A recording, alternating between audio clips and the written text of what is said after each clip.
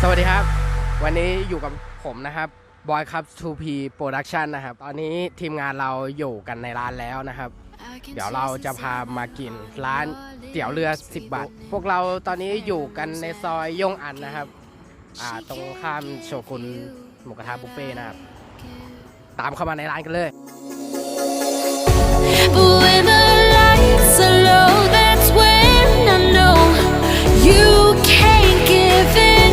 You're in it for skin to skin, but I hurt myself wishing she doesn't นี่ครับ exist. ตอนนี้เราอยู่กันหน้าร้านเตี๋ยวเรือ10 บาทแล้วนะครับเดี๋ยวให้ตากล้องแพนเห็นหน้าร้านให้หมด Oh, I know that it's wrong to be a homewrecker.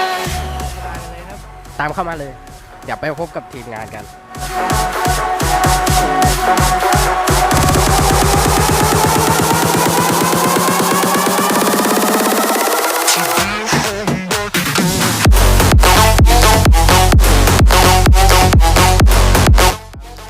อยู่กับพวกเรานะครับตอนนี้ครบทีมงานแล้วนะครับผมนะครับ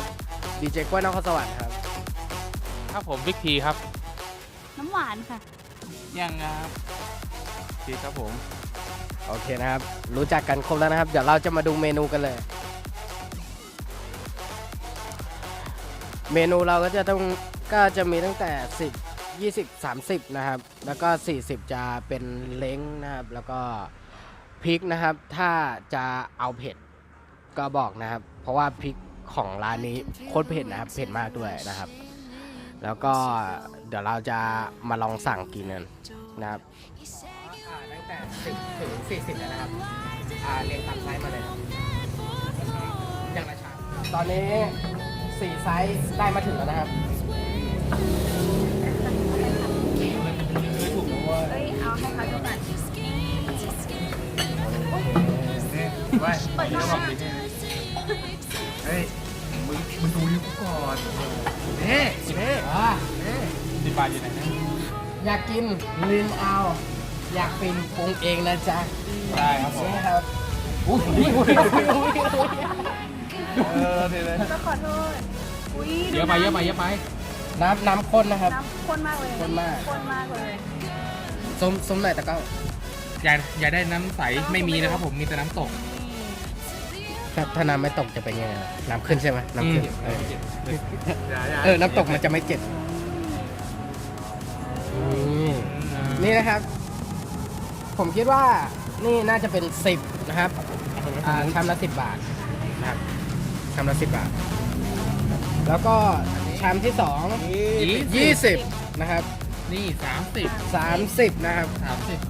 แล้วก็อันนี้จะเป็น40นะครับโอเคนะครับถึงเราจะไม่ใช่พีทแหลกแต่เราแดกยังหมานะครับ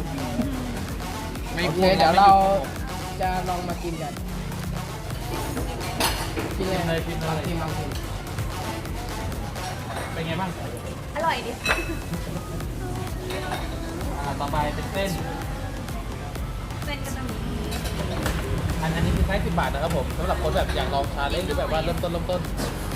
กินสบายๆต้องสั่ง10 บาทนะครับสายชิลเหมือนแบบก๋วยเตี๋ยวเรือต่อชามนะครับ ใช่เอาช้อนนี้ก่อนไหมเ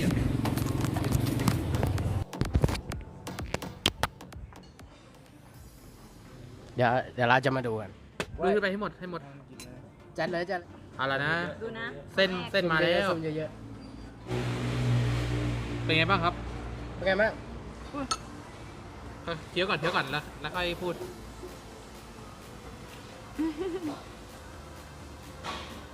โบะแป้งมากไม่ดีนะเราเนี่ยมีหนวดด้วย ก็ไปแซวเขา แน่นอ่ะ มัน เอาจากใจเลย มันเป็นหมี่เหลือง มันอร่อย มันมีความหนึดอะนิดกินแล้วมันแบบงับไง เอาล่ะต่อไป อร่อยดี มันเข้ากับน้ำดีนะ อยากให้หวานป้อนมั่งอ่ะ วิ อยา ตาก ย ให้ แล้ ห ว วานป้อนมั่งอ่ะคือจริงๆแล้วผมอยากให้หวานป้อน ค่ะ ดูนะครับ ดื้อ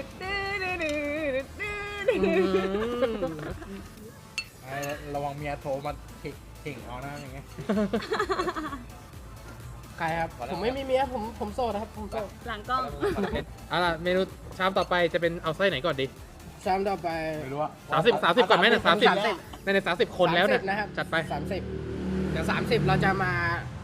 ลองคุยกัน เดี๋ยวสายเดี๋ยวสายจุ่ม นุ่ม ชาม มากหมูว่านุ่มมากน้ำซุปอะอร่อยกลมกล่อมดีลูกชิ้นเนี่ยอร่อยเลยจริงๆเลยอยากให้มาลองเลยเนี่ย อุ้ยให้เยอะมากเลย อะไรนะเดี๋ยว เยอะ าจจะ ใช่ให้เยอะมาก เท่าไหร่ นะ นะ 30 บาทเยอะเลยนะดูดิ อย่างเยอะเลยอืม อร่อยเส้นอ่ะแบบไม่ต้องปรุงอะ อันนี้30นะครับบิ๊กพีครับ กูเหรอ บิ๊ก 20 บิ๊กพี20นะครับเดี๋ยว ครับ เรา อัน จะ นี้ ลง คือ20 บาทนะครับไซส์ก็เล็กลงหนิดนึง นี่คือไม่ให้เยอะ กินไหมครับ โอ้เอาเลยค่ะ ครับอัดครับอะไรเดี๋ยวเราจะมาลองกินเส้นกันนะครับ เดี๋ยวกันนะ ต้องขออธิบายก่อนครับว่าคนทั่วไปเนี่ยอาจจะตักแค่นี้ แต่สำหรับผมหมดจัดเอาละนะกินแล้วนะครับ เหมือนมึง มันอยู่ข้าว เหมือนมึงหิวข้าวหิวมาสักประมาณปี2 ปีอ่ะ กูรอมึงนานแล้วเลยมึงพูดไป นะครับเดี๋ยวคลิปจะยาว ทำได้ โอ้โหสุดยอดนะครับนี่คือวิธีการกินแบบ คนหรือ สุดยอดนะครับ เป็นไงบ้างคะ เดี๋ยวไม้อยู่นู่นครับ ไปแล้ว ก็ส่วนตัวคือปกติผมเป็นคนกินเส้นเล็กนะครับ ไม่ค่อยกินเส้นหมี่อะไรทำนองนี้ แต่ก็สุดยอดครับ เส้นหนึบเหนียวนุ่มใช้ได้ครับผม ถือว่า อร่อยมากครับ ออย ถือว่าผ่านครับ ค่ะ ไปชามต่อไปกันเลยครับผม อันต่อไปนะคะ ชามต่อไปนะครับVIP ที่สุดนะครับก็คือ40 บาทนะครับ ถือว่าเยอะคือเอาง่ายๆว่าโคตรเยอะนะครับ เดี๋ยวเรามาดูกันเปลี่ยนตะเกียบให้กูใหม่ด้วย แล้วเพื่อนพีทกูกินอะไร เพื่อนพีทกูมอง ลิมบอก คือ ลิมบอกมีแค่หมูด้วยนะลิมบอก EP นี้เป็น EP แรกของพวกเรานะครับ ก็อาจจะเก้นๆกังๆหน่อยนะครับ เพราะว่าเราก็เพิ่งมารวมทีมทำกันนะครับเดี๋ยวเราจะมาเริ่มที่ตับนะครับ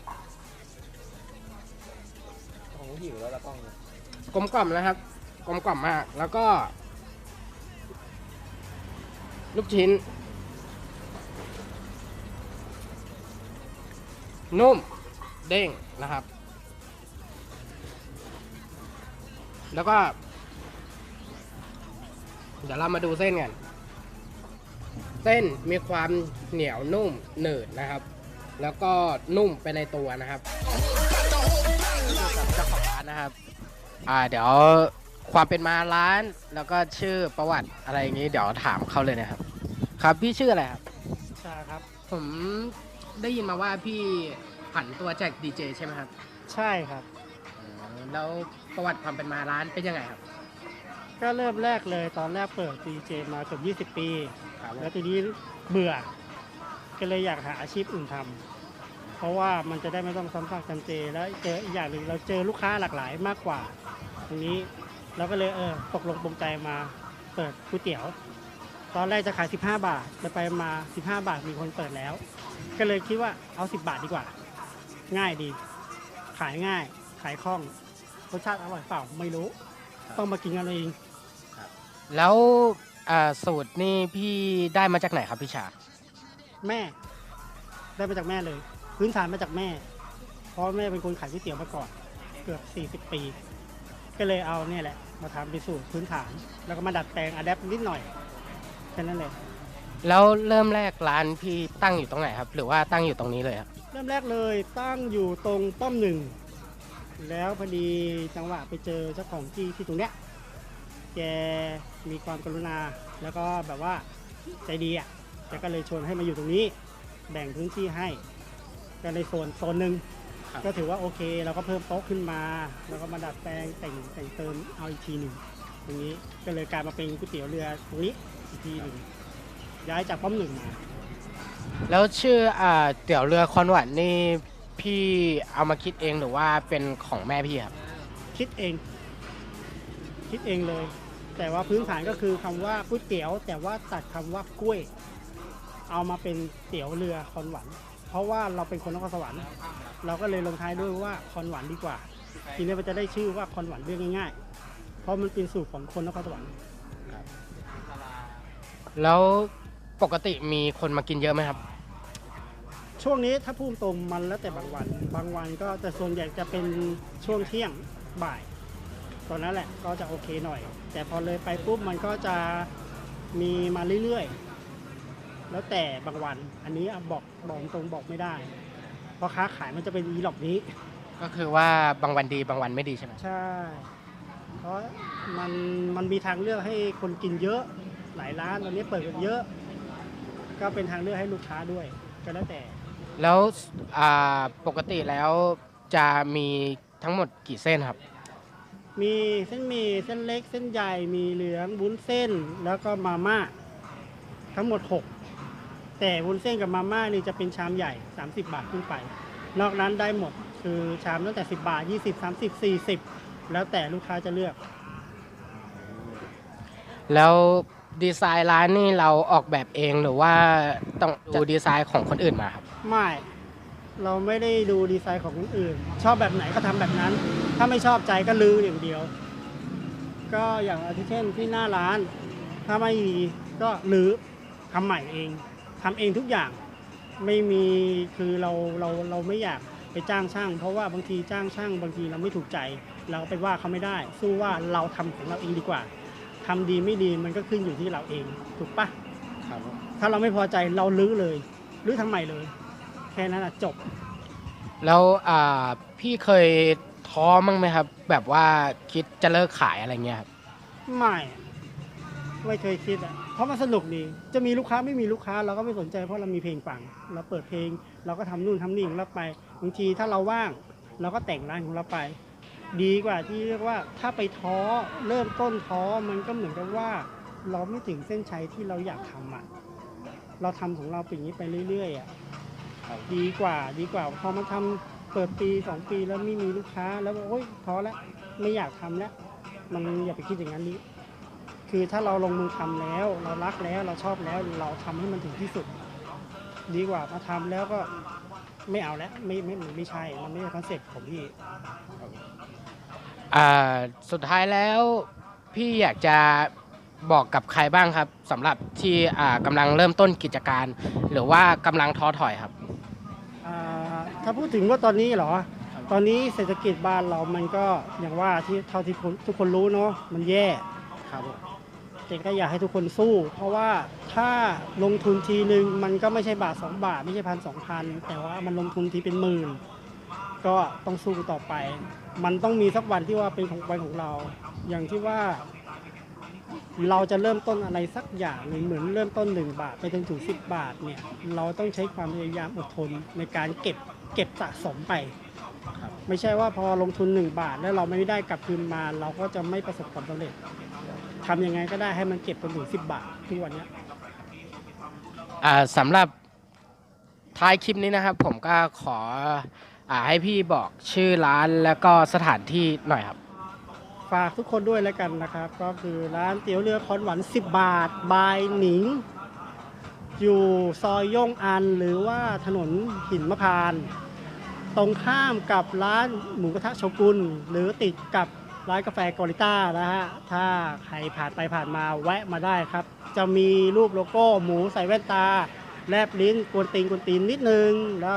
เจ้าของร้านก็จะกวนตีนหน่อยๆก็อย่าว่ากันเลยนะฮะเพราะว่าจะเป็นคอนเซ็ปต์ของผมอยู่แล้วอะไรประมาณนี้ก็คือ